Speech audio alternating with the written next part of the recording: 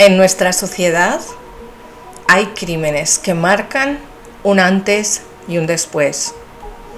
Casos donde la delgada línea entre la salud mental y la violencia se convierten en tragedia.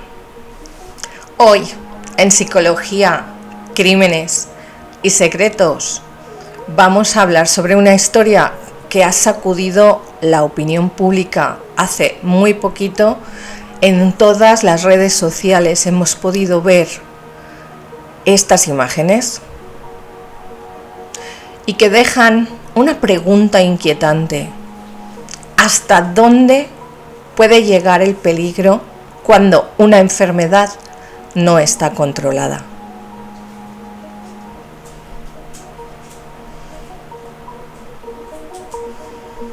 La víctima fue encontrada en circunstancias estremecedoras.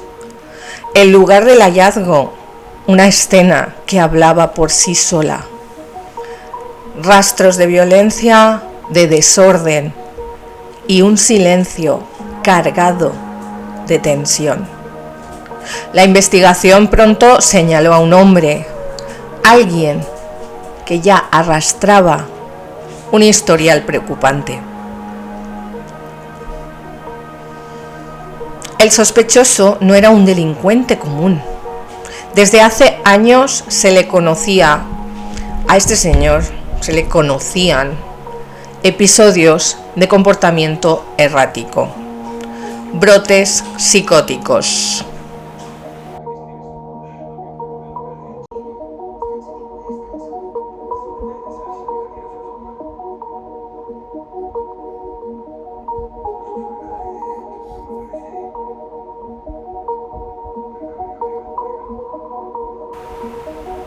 Brotes psicóticos y una desconexión con la realidad. Vecinos y conocidos ya habían advertido de su carácter imprevisible, pero nadie imaginó que esa inestabilidad terminaría en un crimen tan brutal. Estamos ante un caso claro de esquizofrenia sin control. Personas con esta condición, si no están tratadas y supervisadas, pueden y de hecho se convierten en un peligro real para sí mismos y para los demás. El error social y judicial es pensar que alguien con un trastorno tan grave pueda vivir libremente sin un seguimiento cercano. Este hombre jamás debió estar en la calle y su libertad se transformó en una tragedia terrible. La investigación policial reveló detalles inquietantes, llamadas previas de alerta, informes médicos que nunca se siguieron y una cadena de negligencias que culminaron en el asesinato. El crimen, más allá del horror, se convirtió en un espejo de nuestras propias fallas como sociedad. Este caso nos obliga a reflexionar. ¿Cuántas tragedias podrían evitarse si tomáramos en serio las señales de alarma? La delgada frontera que hay entre la locura y la violencia no puede ser ignorada, porque esta no es ni la primera ni la última vez de que un caso en una persona con esta grave enfermedad ocurre. Porque cuando lo hacemos, las consecuencias son irreparables.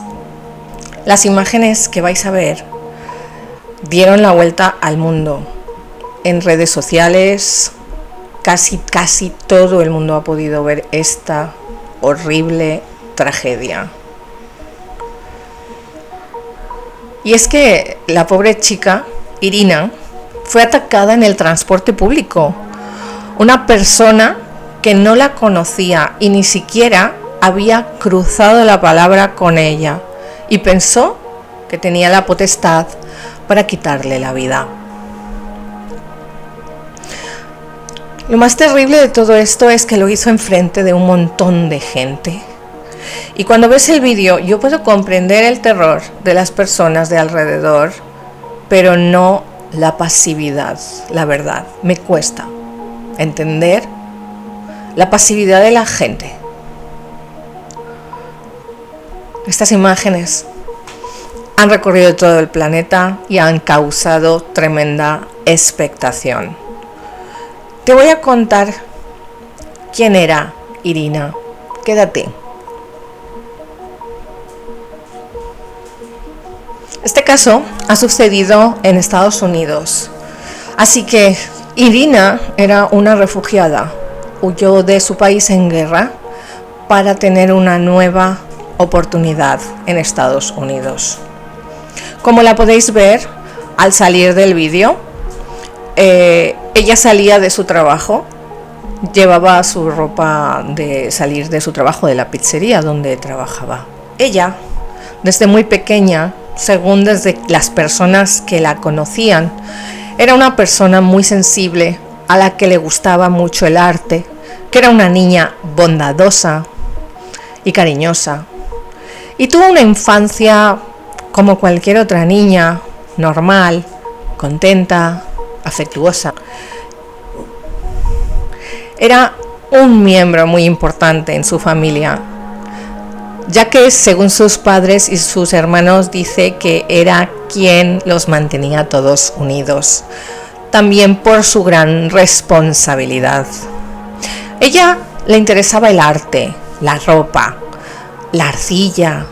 Era una niña artista y era muy común que ella pasara horas y horas haciendo bonitos regalos hechos por sus manos para sus familias.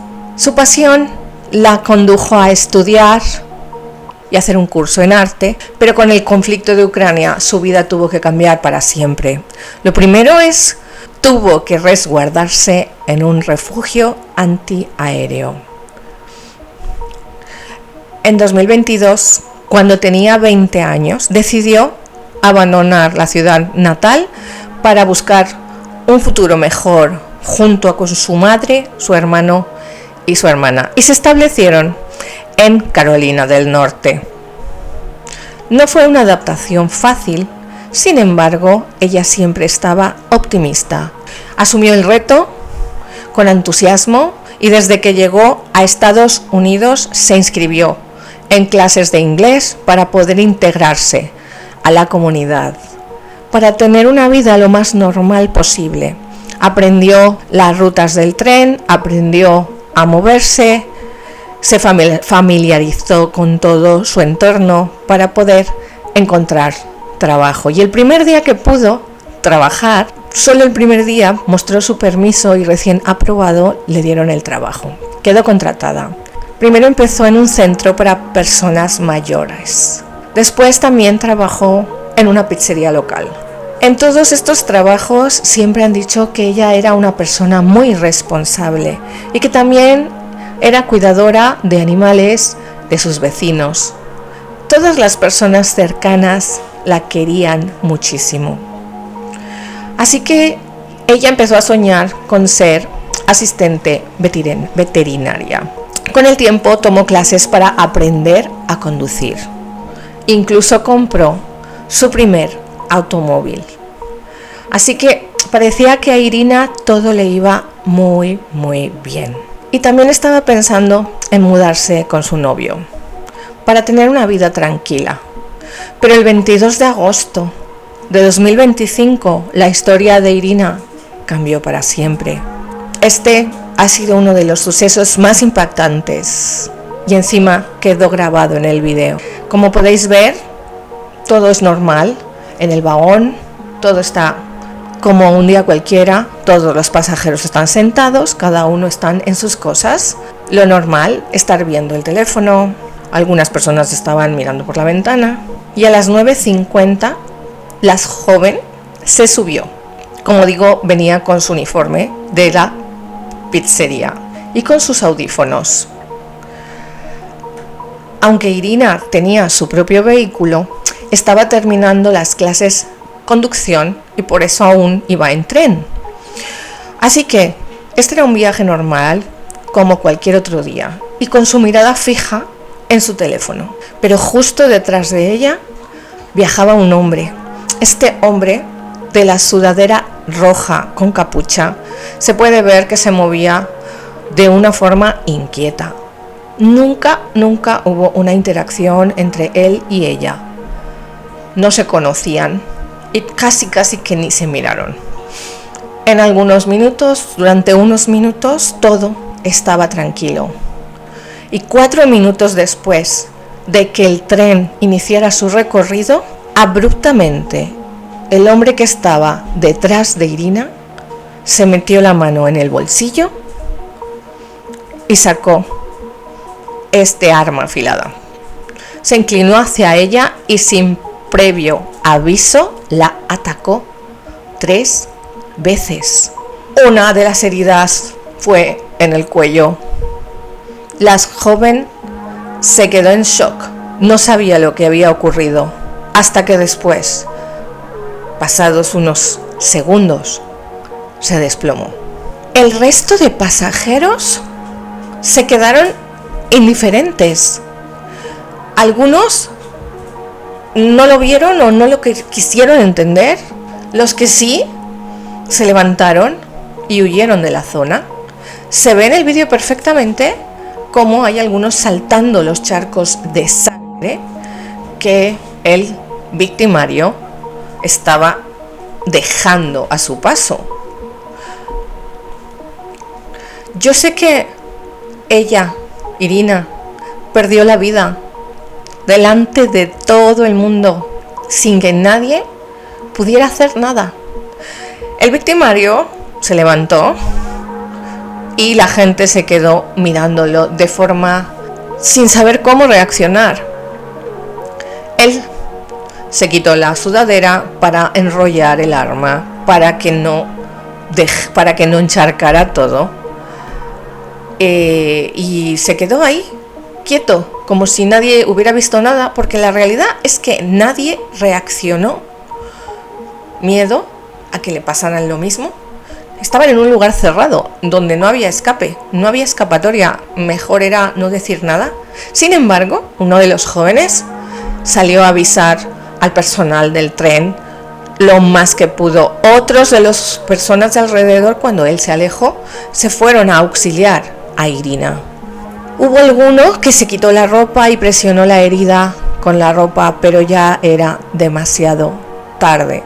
El tren siguió, pero el agresor no logró huir. Yo me imagino que a lo mejor no tenía ni la intención de huir. Me imagino que él andaba en una psicopatía en ese momento y no tenía la necesidad de la huida. Quizás no sabía muy bien ni qué había hecho. Intentó bajar a la estación, pero lo atraparon.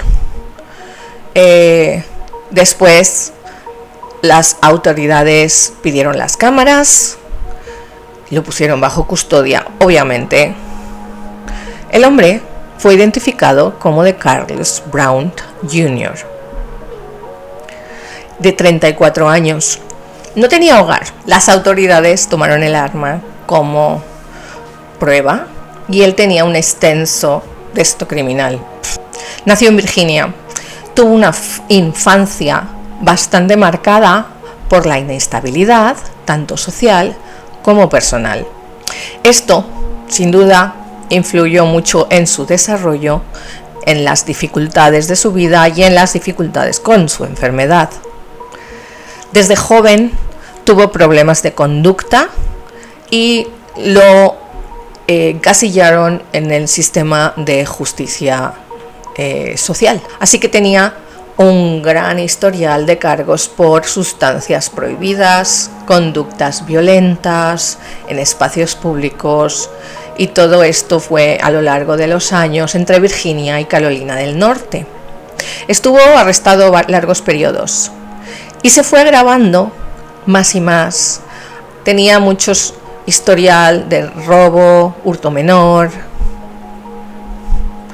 y todo esto no eran hechos aislados, eran un patrón Un patrón que nadie preveyó. Solo recibió condenas cortas, pero nunca algo grave para que esta persona quedara encerrada o se reinsertara en la sociedad. Es verdad que en el año 2000 De Carlo ya acumulaba tantísimos arrestos que ya era un reincidente habitual. Los documentos judiciales demuestran que ya había pasado mucho tiempo en el sistema y que no habían cambios en su comportamiento. En 2010 habían robo a mano armada, asalto, agresión, acoso y comportamiento errático, entre otros. Ya acumulaba 14 arrestos previos antes de desvivir a Irina. Así que nunca estaba de una manera prolongada en prisión y siempre le daban libertad bajo fianza. De hecho, cuando ocurrió este hecho, él estaba en una libertad bajo fianza. Había salido el 21 de enero del 2025. Una jueza decidió darle una fianza por promesa, sin dinero, tan solo prometiendo que acudiría a la próxima cita a la corte. Como podemos intuir, las imágenes de Irina siendo atacada por este hombre fue como una mecha con una pólvora increíble. Se incendiaron las redes por todas partes, fueron compartidas porque precisamente el sistema del área de Charlotte publicó el vídeo. Lo que pasa que cortaron el momento justo para no aportar toda la crueldad o la cruda realidad, ¿no? Así que todos decidieron compartirlo y todo el mundo estaba conmocionado. Pero había una pregunta. ¿Por qué? ¿Por qué este hombre había arremetido contra la vida de Irina? Así que después se compartió en las redes sociales y lo más duro es que ella ya estaba escapando de una guerra de su país, estaba escapando de la crueldad en su país y se encontró con lo mismo al llegar a Estados Unidos. Una paz truncada. Después queda otra pregunta. ¿Por qué los 3 pasajeros más cercanos fueron tan indiferentes? Ya lo he comentado. Miedo a seguir o a ser la siguiente víctima. Comprensible, ¿verdad? No sé, dime tú qué opinas. ¿Qué harías tú? ¿Hubieras atacado al victimario? ¿Serías capaz? ¿Tendrías ese valor y la forma de hacerlo sin resultar herido? Ninguno gritó, ninguno la auxilió. No hicieron nada, siguieron como si nada y solo se preocuparon por su propia seguridad. Por esto se encendió el debate en las redes sociales. ¿Cómo podía estar este hombre en libertad? ¿Cómo el sistema judicial ha podido fallar con una persona así? ¿Cómo podían dejar libre a un hombre con estos antecedentes?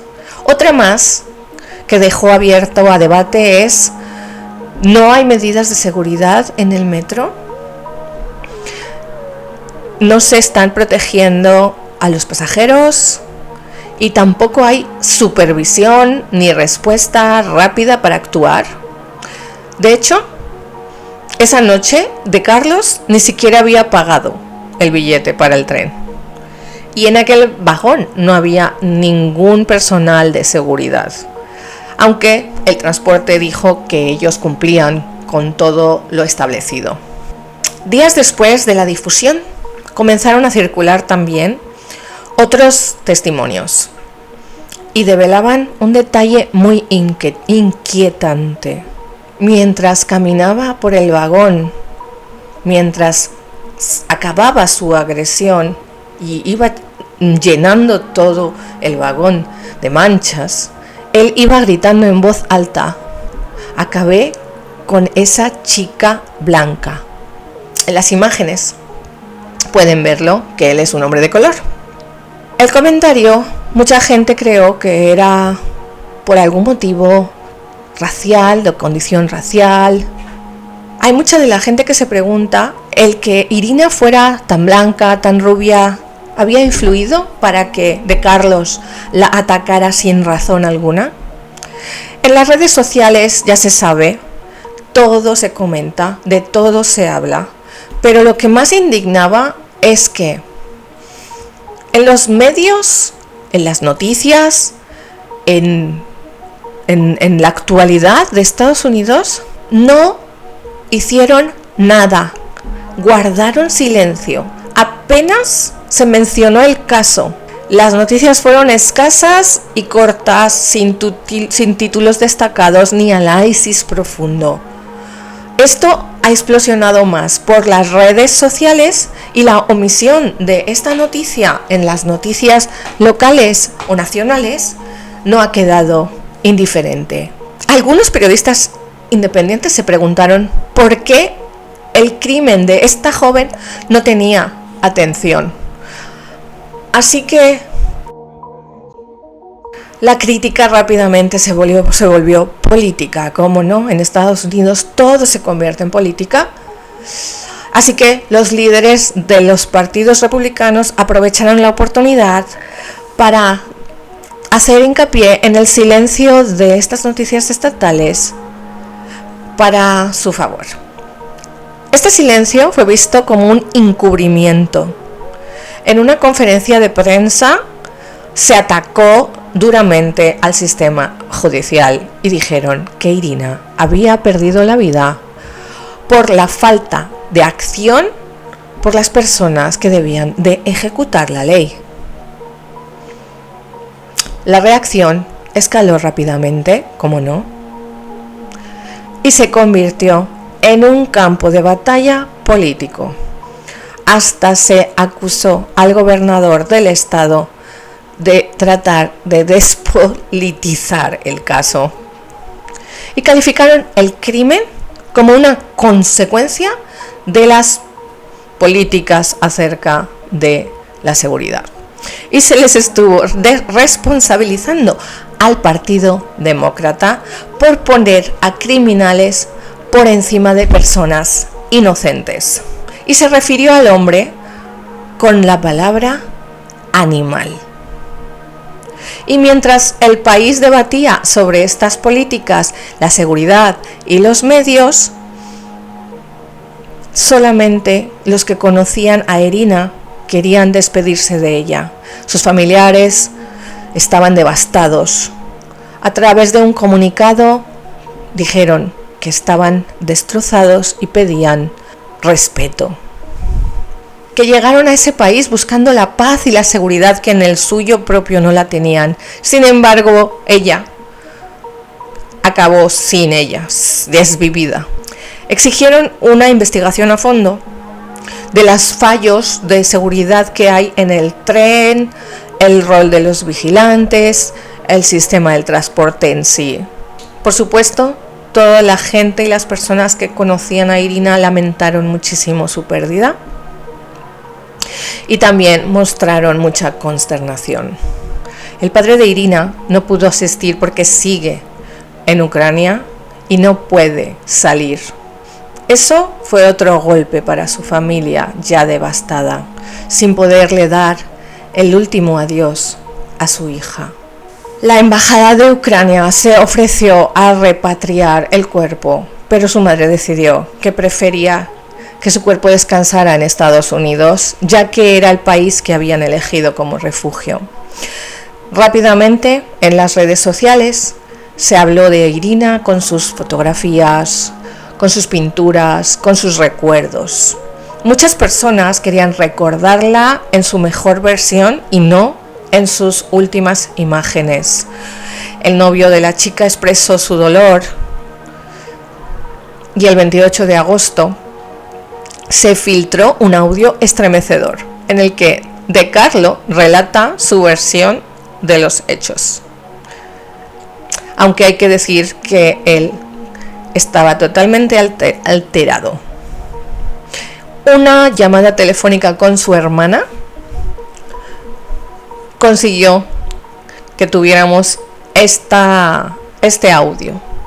La llamada del hombre, la llamada que llama a su hermana Tracy, le preguntó por qué había elegido a la chica como víctima, y él le dijo que cuando se dirigía al tren rumbo al hospital sintió que ella le estaba leyendo la mente. En otro momento de la conversación, el hombre asegura que no conocía a Irina para nada y que no se habían dirigido la palabra. También comentaron que él se había lastimado la mano al cometer el crimen. Esto es algo bastante clásico cuando se asesta con una arma puntiaguda a otra persona. Cuando acabas mojándote, acabas resbalando el mango y te acabas cortando tú también.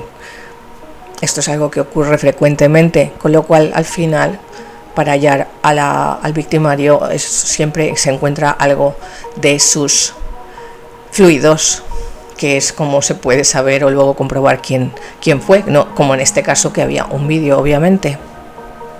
Él creía que tenía un chip implantado en el cerebro, está claro, y él ha asegurado que él no tenía que estar en la calle. La familia lo sabe, que no tenía que estar en la calle, pero no tenían poder sobre él, porque era agresivo con la familia.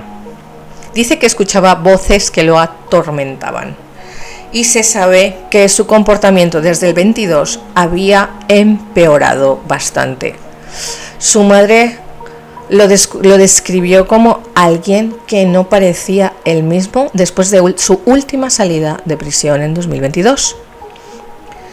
Dijo que se había vuelto agresivo, con dificultad para hablar y con la imposibilidad de mantener un empleo. Obviamente, los tratamientos de Carlos no eran constantes, y sus familiares, que eran los que trataban de medicarlo o que tenían que lidiar con sus comportamientos agresivos, finalmente lo dejaban hacer lo que quisiera hacer y preferían mantenerlo lejos, dado que él varias veces las amenazaba. También se supo que en enero del 2015 había llamado varias veces a emergencias asegurando que él tenía un chip que controlaba su cerebro, y en algunas ocasiones la policía acudió a arrestarlo, siendo acusado de uso indebido del uso de emergencias, pero en lugar de trasladarlo a un psiquiátrico, fue liberado. Además de eso, un psiquiatra pidió que se le realizara una revisión, pero esta revisión nunca se le realizó. Por eso él andaba suelto. Así que, según la madre y según la hermana, este crimen podría haberse evitado si el sistema hubiera funcionado, él hubiera estado internado en un psiquiátrico, medicado y controlado. Si las autoridades hubieran actuado. En medio del dolor y de la indignación, como ya hemos dicho hace un momento, la jueza lo dejó libre con una fianza sin dinero. Y esto es algo que no se hubiera tenido que permitir a una persona de esta índole, con esta enfermedad, el que andara libre. Así que esta jueza está bajo escrutinio. Lo que más sorprendió a la opinión pública fue un dato que no surgió en los medios, sino en investigaciones realizadas por personas independientes. Supuestamente, según estas personas, la jueza que tomó esta decisión de liberarlo, a de Carlos, no poseía un título de abogacía. Y aunque esto es legal en algunos tribunales menores de Carolina del Norte, la revelación generó un gran impacto, ya que para muchos una persona sin la formación jurídica no debería tener ni la mínima autoridad para decidir sobre individuos con antecedentes tan graves. Así que debido a este caso, se ha pedido la suspensión de esta jueza y a revisar exhaustivamente todo su historial. El crimen de Irina iba mucho más allá que de un crimen aislado, porque no solo quedó sin vida, sino que además generó un miedo atroz a lo que sería el transporte público en toda la comunidad. Los pasajeros ahora tienen miedo a que vuelva a ocurrirse algo similar y pudieran perder sus vidas. Ahora de Carlos está enfrentándose a su juicio y esperemos que tenga una condena de cadena perpetua sin acceso a la condicional. O incluso puede enfrentarse a la pena de muerte, porque aún sigue vigente en el estado de Carolina. Soy Cristina y esto fue Psicología, Crímenes y Secretos. Déjame en los comentarios qué opinas de este caso y no olvides suscribirte para seguir analizando las mentes detrás de los crímenes.